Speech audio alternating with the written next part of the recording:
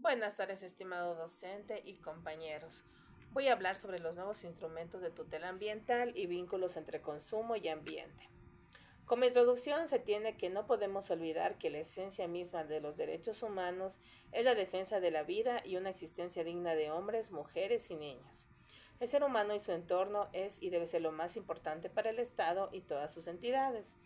No puede ser indolente ni debe ser cómplice de la violación de los derechos fundamentales que no son meros enunciados y por el contrario deben ser aplicados y tener vigencia en la práctica sin que alguna autoridad pueda violarlos.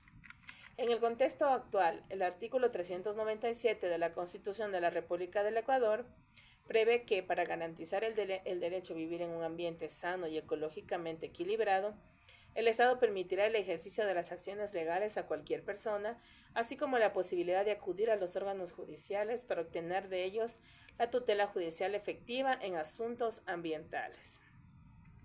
En virtud del reconocimiento constitucional de derechos a la naturaleza, la norma suprema ecuatoriana amplió el alcance de la tutela judicial efectiva para proteger sus derechos, como el respeto integral de su existencia, mantenimiento y regeneración de sus ciclos vitales, estructura, funciones y procesos evolutivos y la restauración.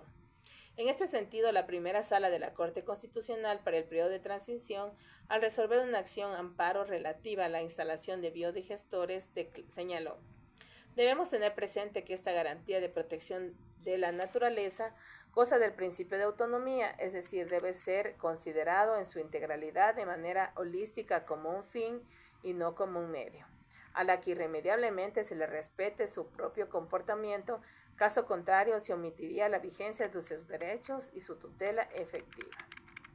¿Pero qué es el medio ambiente?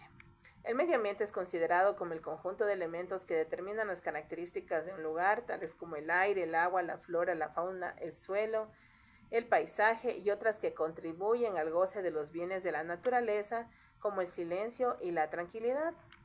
Asimismo, el derecho ambiental es el conjunto de normas que regulan las actividades y comportamientos humanos que pueden dañar directa o indirectamente al medio ambiente.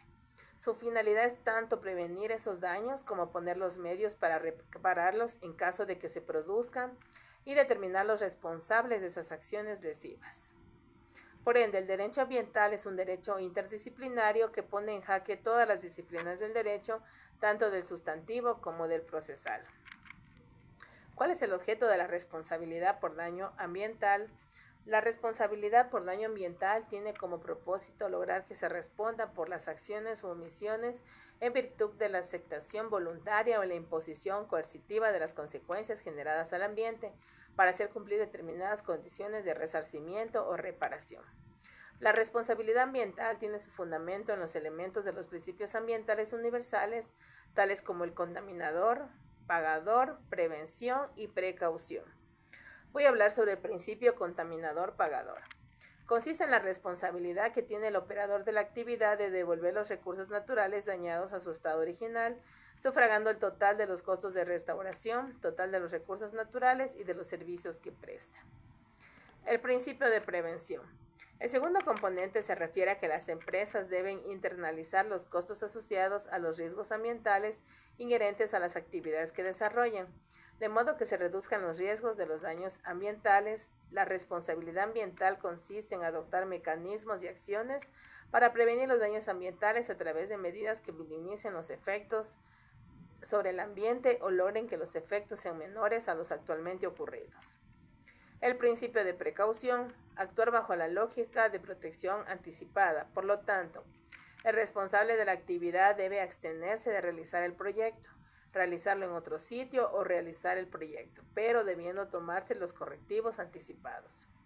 La falta de información científica no es justificativo para atentar contra la naturaleza, por lo tanto es aplicable a todas las situaciones de incertidumbre. Esta falta de certeza científica absoluta no deberá utilizarse como razón para postergar la adopción de medidas eficaces en función de los costos para impedir la degradación ambiental. Conclusiones. La primera conclusión. La responsabilidad por el daño ambiental se vuelve cada día más cautelar que remediadora. Por lo tanto, el sistema judicial debe acoplarse a estas particularidades. En especial, debe fortalecerse la gestión de los operadores de justicia para que sus resoluciones ataquen el problema planteado y establezcan medidas de prevención, reparación y restauración eficaces. Como segunda y última conclusión, se tiene que el sistema internacional de justicia y de derechos humanos ofrece una gran oportunidad para que aquellos casos no queden sin resolverse. Es más, se han resuelto en las instancias internacionales que ofrecen grandes oportunidades de litigio. Lo que debe tenerse en cuenta es que este litigio debe ser estratégico y debe observarse detenidamente en las formas de abordar la problemática de daño y medidas de reparación, pues el sistema internacional, a pesar de ser subsidiario, ha avanzado más de lo que pensamos en la concepción de integralidad e interdependencia de los derechos humanos. Muchas gracias.